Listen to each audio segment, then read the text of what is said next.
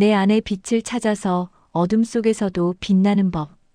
여러분, 안녕하세요. 오늘 이 영상을 보고 계신다면 아마도 마음 한구석이 답답하거나 삶이 막막하게 느껴지는 순간을 경험하고 계실지도 모릅니다. 괜찮습니다. 우리 모두는 때때로 어둠 속을 걷습니다. 하지만 부처님께서는 2500년 전 이미 말씀하셨습니다. 어둠이 아무리 깊어도 작은 등불 하나면 충분하다고 말입니다.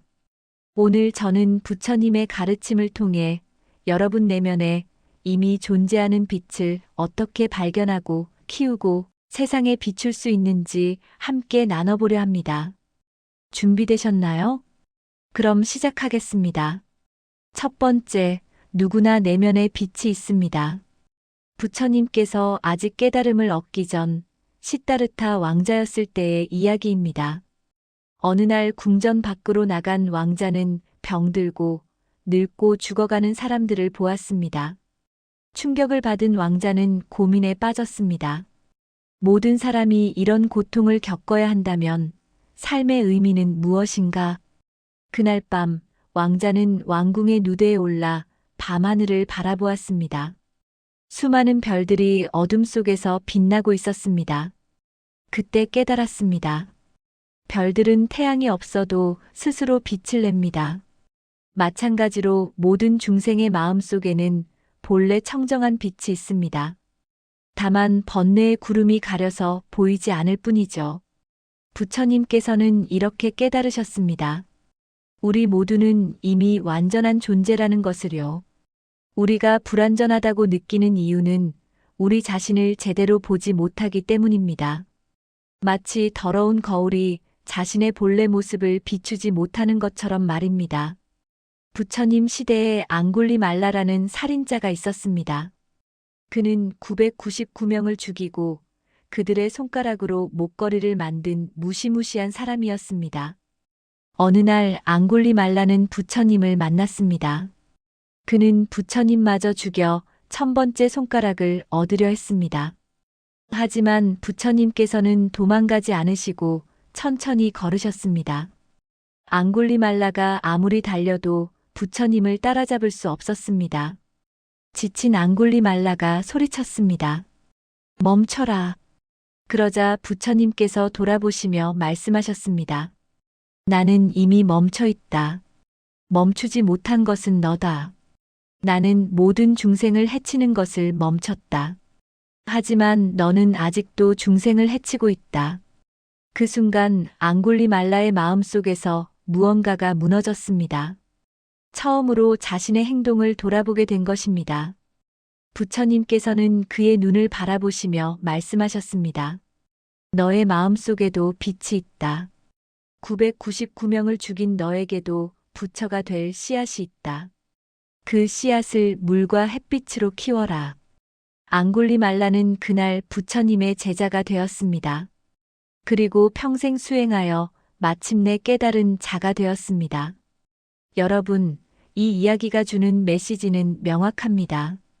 999명을 죽인 살인자에게도 내면의 빛이 있었다면 지금 이 영상을 보고 계신 여러분에게는 얼마나 큰 빛이 있겠습니까? 등불은 어둠을 탓하지 않습니다. 그저 빛을 낼 뿐입니다. 여러분도 스스로를 탓하지 마세요. 여러분 안에 이미 있는 빛을 발견하세요. 두 번째, 어둠 속에서 빛을 발견하는 방법입니다. 부처님께서 깨달음을 얻으신 후 녹야원에서 첫 설법을 하셨습니다. 그때 5명의 수행자가 부처님께 물었습니다. 세상에는 고통이 너무 많습니다. 어떻게 이 어둠 속에서 길을 찾을 수 있습니까? 부처님께서 미소 지으시며 말씀하셨습니다. 고통을 피하려 하지 마라. 고통을 똑바로 보아라. 고통을 이해할 때 그것은 더 이상 고통이 아니다. 여러분, 이것이 바로 핵심입니다. 우리는 보통 힘든 상황이 오면 외면하려 합니다. 술을 마시거나 게임을 하거나 쇼핑을 하거나 바쁘게 움직이면서 생각하지 않으려 합니다. 하지만 부처님께서는 정반대의 길을 제시하셨습니다. 고통 속으로 들어가라고 말입니다. 키사고 타미라는 여인의 이야기를 들려드리겠습니다. 키사고 타미는 어린 아들을 잃었습니다. 너무나 슬픈 나머지 그녀는 죽은 아들을 안고 마을을 돌아다니며 약을 구했습니다. 사람들은 그녀가 미쳤다고 생각했습니다. 그때 어떤 사람이 말했습니다. 부처님께 가보세요. 부처님이라면 당신을 도와주실 수 있을 거예요. 키사고 타미는 부처님을 찾아갔습니다. 부처님께서는 그녀를 보시며 말씀하셨습니다. 아들을 살릴 수 있는 약을 만들어주겠다. 하지만 특별한 재료가 필요하다. 마을에서 겨자씨를 구해오너라. 단 한 번도 가족의 죽음을 경험하지 않은 집에서 얻어야 한다. 키사고 타미는 희망을 갖고 마을로 돌아갔습니다. 첫 번째 집에 갔습니다. 겨자씨를 좀 주시겠어요? 물론이죠. 얼마든지 드릴게요. 그런데 이 집에서는 돌아가신 분이 없으신가요? 아, 저희 할아버지가 작년에 돌아가셨어요. 키사고 타미는 다음 집으로 갔습니다. 이 집은 어떠세요? 저희 아이가 5년 전에 병으로 세상을 떠났습니다. 그녀는 계속 집집마다 돌아다녔습니다. 하지만 죽음을 경험하지 않은 집은 단 한 곳도 없었습니다. 해가 질 무렵 키사고 타미는 깨달았습니다. 죽음은 자신만의 고통이 아니라 모든 사람이 겪는 삶의 일부라는 것을요. 그녀는 아들을 화장하고 부처님께 돌아왔습니다. 부처님께서 물으셨습니다. 겨자씨를 구했느냐? 키사고 타미는 눈물을 흘리며 대답했습니다. 아니요. 하지만 더 중요한 것을 얻었습니다. 제 고통이 특별한 것이 아니라는 것을요. 부처님께서 말씀하셨습니다. 고통을 회피하려 하면 고통은 더 커진다. 하지만 고통을 받아들이면 고통은 지혜로 변한다. 내가 지금 여기 서 있는 것, 그것이 바로 빛이다. 여러분, 이 이야기에서 우리가 배울 수 있는 것은 무엇일까요? 어둠 속에서 빛을 발견하는 첫 번째 방법은 어둠을 부정하지 않는 것입니다. 힘든가요? 괜찮습니다. 힘들다고 인정하세요. 슬픈가요? 괜찮습니다. 슬프다고 느끼세요. 화가 나나요? 괜찮습니다. 화가 난다고 받아들이세요. 감정을 억누르는 것은 어둠 속에 더 깊이 들어가는 것입니다. 하지만 감정을 인정하는 순간 작은 빛이 생깁니다. 부처님께서는 이렇게 말씀하셨습니다. 마음을 관찰하라. 생각이 일어나는 것을 지켜보라. 생각에 휩쓸리지 말고 생각을 바라보라. 그것이 깨어 있습니다. 지금 당장 한번 해보시겠어요? 눈을 감으세요. 호흡을 느껴보세요. 들숨, 날숨. 지금 이 순간 어떤 생각이 떠오르나요? 그 생각을 판단하지 말고 그냥 지켜보세요. 구름이 지나가듯 생각도 지나갑니다. 이것이 바로 명상입니다. 그리고 이것이 어둠 속에서 빛을 발견하는 가장 강력한 도구입니다. 부처님께서는 매일 새벽 명상하셨습니다. 깨달음을 얻으신 후에도 평생 명상을 하셨습니다. 왜일까요? 명상은 마음의 거울을 닦는 것이기 때문입니다. 거울이 깨끗해지면 본래의 빛이 보입니다. 여러분도 하루에 5분만 시간을 내보세요. 조용히 앉아서 호흡을 관찰하세요. 처음에는 생각이 너무 많아서 힘들 겁니다. 괜찮습니다. 그것도 과정입니다. 중요한 것은 매일 하는 것입니다. 하루 5분, 일주일이면 35분, 한 달이면 2시간 30분입니다. 그 시간이 쌓이면 어느 날 문득 깨닫게 됩니다. 아, 내가 생각이 아니구나. 나는 생각을 관찰하는 자구나. 그 순간이 바로 내면의 빛을 발견하는 순간입니다. 세 번째, 자신의 강점과 재능을 찾는 방법입니다. 부처님의 제자 중에 주리반특이라는 사람이 있었습니다. 주리반특은 너무나 어리석어서 자기 이름조차 제대로 외우지 못했습니다. 다른 제자들이 경전을 외울 때 주리반특은 한 구절도 외우지 못했습니다. 형인 마하반특은 동생을 보며 한숨을 쉬었습니다. 너는 수행자가 될 수 없어. 집으로 돌아가거라.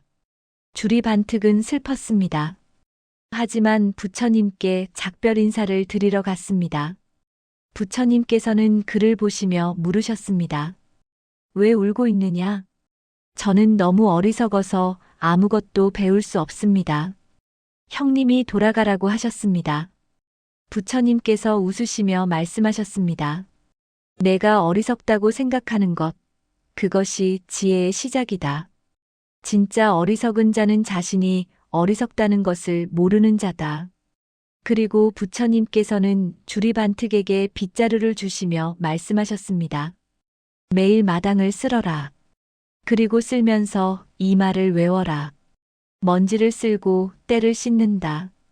주리반특은 말씀대로 했습니다. 매일 아침 일어나면 마당을 쓸었습니다. 먼지를 쓸고 때를 씻는다. 한 달이 지났습니다. 먼지를 쓸고 때를 씻는다. 1년이 지났습니다. 먼지를 쓸고 때를 씻는다. 어느 날 주리반특은 문득 깨달았습니다. 먼지와 때는 마당에만 있는 것이 아니라 마음속에도 있다는 것을요. 탐욕, 분노, 어리석음이라는 먼지를요. 그리고 그는 그 순간 깨달음을 얻었습니다. 주리반특은 가장 어리석은 제자에서 깨달은 자가 되었습니다. 부처님께서 말씀하셨습니다.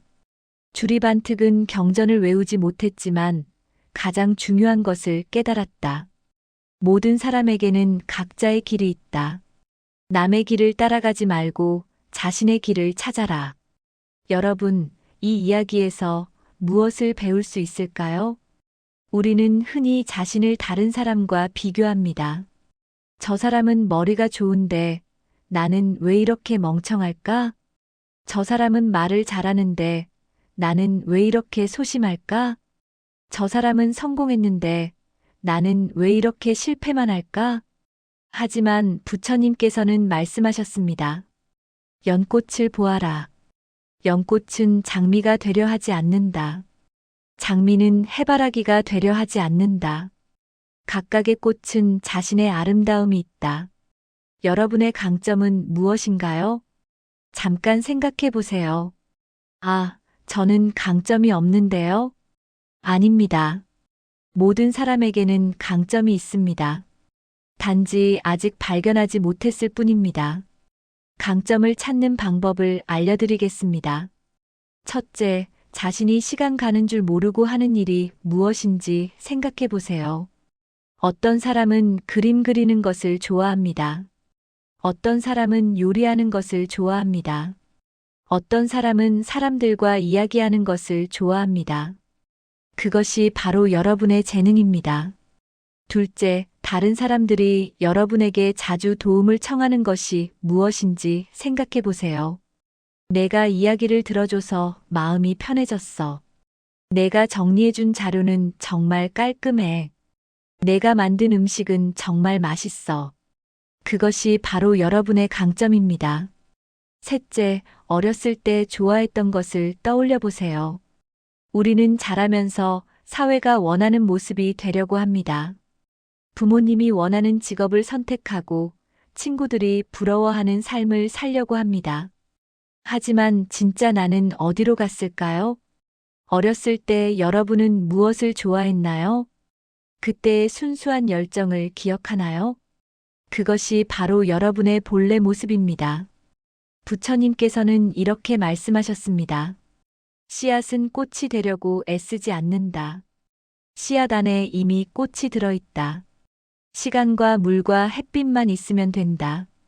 여러분 안에도 이미 모든 것이 들어있습니다. 다만 물과 햇빛이 필요할 뿐입니다. 물은 노력입니다. 햇빛은 기회입니다. 노력하세요. 그리고 기회를 찾으세요. 아니, 기회를 만드세요. 네 번째, 내 빛으로 타인을 비추는 방법입니다. 부처님께서 깨달음을 얻으신 후 고민에 빠지셨습니다. 내가 깨달은 진리가 너무나 깊고 오묘한데 다른 사람들이 이해할 수 있을까? 그때 범천왕이 나타나 부처님께 간청했습니다. 부처님, 중생들을 위해 법을 설하소서. 눈에 먼지가 조금만 있는 자들이 있습니다. 그들은 법을 들으면 깨달을 수 있습니다. 부처님께서는 세상을 바라보셨습니다. 그리고 연꽃을 보셨습니다. 어떤 연꽃은 진흙 속에 있습니다. 어떤 연꽃은 물 속에 있습니다. 어떤 연꽃은 수면 위로 올라와 있습니다. 어떤 연꽃은 활짝 피어 있습니다. 부처님께서 깨달으셨습니다. 모든 사람이 다른 단계에 있지만 모두 연꽃이 될 수 있다고요. 그래서 부처님께서는 세상에 나가 법을 설하기 시작하셨습니다. 부처님의 제자 중에 아난다라는 사람이 있었습니다. 아난다는 부처님을 25년간 시봉했습니다. 부처님의 모든 말씀을 듣고 기억했습니다. 어느 날 아난다가 부처님께 물었습니다. 부처님, 저는 부처님 곁에서 25년을 보냈지만 아직 깨닫지 못했습니다. 하지만 다른 사람들을 위해 법을 전하고 있습니다. 제가 깨닫지 못했는데 남을 가르쳐도 되는 걸까요? 부처님께서 웃으시며 말씀하셨습니다. 아난다, 촛불을 보아라. 촛불은 다른 촛불에 불을 붙여준다. 그렇다고 촛불의 빛이 줄어드느냐? 오히려 세상은 더 밝아진다. 부처님께서 계속 말씀하셨습니다. 내가 완벽해질 때까지 기다리면 영원히 남을 도울 수 없다. 내가 가진 빛을 지금 나누어라. 나누는 과정에서 너의 빛도 더 밝아질 것이다. 여러분, 이것이 중요한 깨달음입니다. 우리는 흔히 생각합니다. 내가 완벽해지면 그때 남을 도와야지. 내가 성공하면 그때 기부해야지. 내가 행복해지면 그때 다른 사람을 행복하게 해줘야지. 하지만 그 완벽한 순간은 오지 않습니다. 왜냐하면 완벽이란 존재하지 않기 때문입니다. 부처님께서 말씀하셨습니다. 보시는 완벽함에서 나오는 것이 아니다. 보시는 자비에서 나온다. 내가 가진 것이 작아도 나눌 수 있다. 빵 한 조각도 나눌 수 있고, 미소도 나눌 수 있고, 따뜻한 말 한마디도 나눌 수 있다. 실제로 부처님 시대에 이런 일이 있었습니다. 가난한 여인이 부처님께 공양을 올리고 싶었습니다. 하지만 그녀에게는 아무것도 없었습니다. 그녀는 며칠을 굶고 동냥을 해서 겨우 등유 한 방울을 샀습니다. 그리고 그것으로 작은 등불을 켰습니다. 그날 밤 큰 바람이 불어 모든 등불이 꺼졌습니다. 부자들이 바친 큰 등불도 모두 꺼졌습니다. 하지만 가난한 여인의 작은 등불만은 꺼지지 않았습니다. 부처님의 제자 목걸련이 신통력으로 그 등불을 끄려 했지만 끌 수 없었습니다. 부처님께서 말씀하셨습니다. 그 등불은 끌 수 없다. 왜냐하면 그것은 진심에서 나온 빛이기 때문이다. 작지만 가장 큰 공덕이 있다. 여러분, 이해가 되시나요? 여러분이 가진 것이 적어도 괜찮습니다. 여러분이 완벽하지 않아도 괜찮습니다. 지금 여러분이 가진 것으로 남을 도울 수 있습니다. 지하철에서 노약자에게 자리를 양보하는 것, 힘들어하는 친구에게 전화 한 통 하는 것, 식당 직원에게 고맙다고 말하는 것. 이 모든 것이 빛을 나누는 것입니다. 부처님께서는 이렇게 말씀하셨습니다. 작은 선행을 가볍게 여기지 마라. 작은 물방울이 모여 큰 강을 이룬다. 그리고 놀라운 일이 일어납니다. 남을 도울 때 사실은 자신이 가장 많이 치유됩니다. 우울할 때 봉사활동을 가보세요. 신기하게도 마음이 편해집니다. 외로울 때 누군가를 도와주세요. 신기하게도 외로움이 사라집니다. 왜일까요? 부처님께서 말씀하셨습니다. 자신만을 위해 사는 삶은 작은 삶이다. 하지만 타인을 위해 사는 삶은 큰 삶이다. 큰 삶을 사는 자는 고통도 크지만 기쁨은 더 크다. 우리는 모두 연결되어 있습니다. 내가 행복하면 주변 사람도 행복해집니다. 내가 불행하면 주변 사람도 영향을 받습니다. 그래서 부처님께서는 말씀하셨습니다. 자신을 사랑하는 자는 타인을 해치지 않는다. 타인을 사랑하는 자는 자신을 해치지 않는다. 오늘부터 작은 실천을 해보시는 것은 어떨까요? 하루에 한 가지 선행을 해보세요. 작은 것으로 충분합니다. 한 달 후 여러분의 마음이 어떻게 변했는지 느껴보세요. 5번째, 빛나는 존재로 살아가는 방법입니다. 부처님께서 인멸하시기 전 마지막으로 제자들에게 말씀하셨습니다. 내가 떠난 후 무엇을 의지하며 살아야 하는지 묻지 마라. 자신을 등불로 삼아라. 법을 등불로 삼아라. 제자들이 울며 물었습니다. 부처님이 안 계시면 어떻게 살아가야 합니까? 부처님께서 미소 지으시며 말씀하셨습니다. 내가 있을 때나 없을 때나 진리는 변하지 않는다. 모든 것은 무상하다. 게으르지 말고 정진하라. 그리고 부처님께서는 조용히 눈을 감으셨습니다. 부처님의 마지막 말씀은 무엇이었을까요? 모든 것은 변한다. 게으르지 말고 정진하라. 여러분, 부처님께서는 마지막 순간에도 우리에게 가장 중요한 것을 알려주셨습니다. 자기 자신이 되라고요. 남의 등불이 아니라 자신의 등불을 켜라고요. 빛나는 존재로 산다는 것은 무엇일까요? 화려한 삶을 사는 것일까요? 많은 돈을 버는 것일까요? 유명해지는 것일까요? 아닙니다. 빛나는 존재로 산다는 것은 매 순간 깨어있는 것입니다. 부처님께서 말씀하셨습니다. 과거에 머물지 마라. 미래를 꿈꾸지 마라. 마음을 현재에 집중하라. 우리는 대부분 과거나 미래에 살고 있습니다. 과거를 후회하거나 미래를 걱정하면서요. 하지만 삶은 지금 이 순간에만 있습니다. 지금 이 순간 여러분은 숨을 쉬고 있습니다. 지금 이 순간 여러분의 심장은 뛰고 있습니다. 지금 이 순간 여러분은 살아 있습니다. 이것이 기적입니다. 부처님 시대에 이런 일이 있었습니다. 한 제자가 부처님께 물었습니다. 부처님, 깨달음을 얻으면 어떤 초능력이 생깁니까? 하늘을 날 수 있습니까? 벽을 통과할 수 있습니까? 부처님께서 웃으시며 말씀하셨습니다. 깨달음을 얻기 전에는 나무를 베고 물을 길었다. 깨달음을 얻은 후에도 나무를 베고 물을 깃는다. 제자가 놀라며 물었습니다. 그럼 뭐가 다른 겁니까? 부처님께서 말씀하셨습니다. 깨달음을 얻기 전에는 나무를 베면서 다른 생각을 했다. 물을 기르면서 딴 생각을 했다. 하지만 깨달음을 얻은 후에는 나무를 벨 때 나무를 베고 물을 기를 때 물을 깃는다. 그것이 다르다. 여러분, 이해가 되시나요? 깨달음은 특별한 것이 아닙니다. 지금 하는 일에 온전히 집중하는 것입니다. 밥을 먹을 때 밥을 먹고, 걸을 때 걷고, 사랑할 때 사랑하는 것입니다. 이것이 빛나는 삶입니다. 부처님께서는 제자들에게 이렇게 가르치셨습니다. 걸을 때는 걸음을 알아차려라. 서 있을 때는 서 있음을 알아차려라. 앉아 있을 때는 앉아 있음을 알아차려라.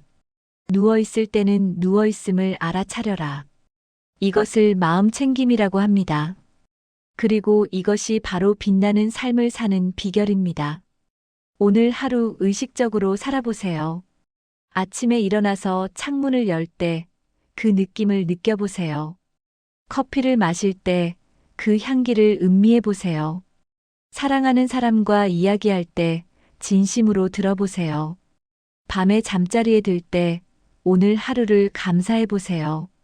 이렇게 매 순간을 온전히 살면 삶은 기적이 됩니다. 평범한 하루가 특별한 하루가 됩니다. 부처님께서 말씀하셨습니다. 1000개의 빈 말보다 마음에 평화를 가져오는 한마디가 낫다. 1000개의 빈 시보다 마음에 평화를 가져오는 한 구절이 낫다. 여러분, 많이 하려고 하지 마세요. 잘하려고 하세요. 양보다 질입니다. 하루에 100가지 일을 하면서 정신없이 사는 것보다 하루에 한 가지 일을 제대로 하는 것이 낫습니다. 그리고 마지막으로 부처님께서 남기신 가장 중요한 가르침을 전하겠습니다. 너 자신이 되어라. 남을 흉내내지 마세요. 누군가처럼 되려고 하지 마세요. 여러분은 이미 완전합니다. 다만 그것을 모르고 있을 뿐입니다. 장미는 장미이기 때문에 아름답습니다. 연꽃은 연꽃이기 때문에 아름답습니다. 여러분은 여러분이기 때문에 아름답습니다. 부처님께서 마지막으로 말씀하셨습니다. 자신의 구원자는 자기 자신이다. 다른 누가 구원자가 되겠는가? 자신을 잘 다스린 사람은 얻기 어려운 구원자를 얻는다. 여러분 안에 이미 모든 답이 있습니다. 여러분 안에 이미 빛이 있습니다. 그 빛을 가리고 있는 구름을 걷어내기만 하면 됩니다. 어떻게 걷어낼까요? 매일 조금씩 실천하세요. 명상하세요. 마음 챙김하세요. 자비를 베푸세요. 정직하게 사세요. 게으르지 마세요. 꾸준히 하세요. 그러면 어느 날 여러분은 깨닫게 됩니다. 아, 내가 찾던 빛이 이미 내 안에 있었구나. 마무리. 여러분, 오늘 긴 이야기를 들어주셔서 감사합니다. 오늘 우리는 부처님의 가르침을 통해 5가지를 배웠습니다. 첫째, 누구나 내면에 빛이 있다는 것. 둘째, 어둠 속에서도 빛을 발견할 수 있다는 것. 셋째, 각자의 강점과 재능이 있다는 것. 넷째, 내 빛으로 타인을 비출 수 있다는 것. 다섯째, 매 순간 깨어있음으로 빛나는 존재로 살 수 있다는 것. 부처님께서는 2500년 전에 말씀하셨습니다. 자신의 등불이 되어라. 여러분, 이제 여러분 차례입니다. 여러분의 등불을 켜세요. 작아도 괜찮습니다. 그 작은 빛이 누군가에게는 큰 희망이 될 수 있습니다. 그리고 기억하세요. 어둠이 아무리 깊어도 빛은 언제나 어둠을 이깁니다. 여러분 모두 빛나는 존재입니다. 그것을 잊지 마세요. 오늘도 좋은 하루 보내시고 다음 영상에서 또 만나요. 감사합니다.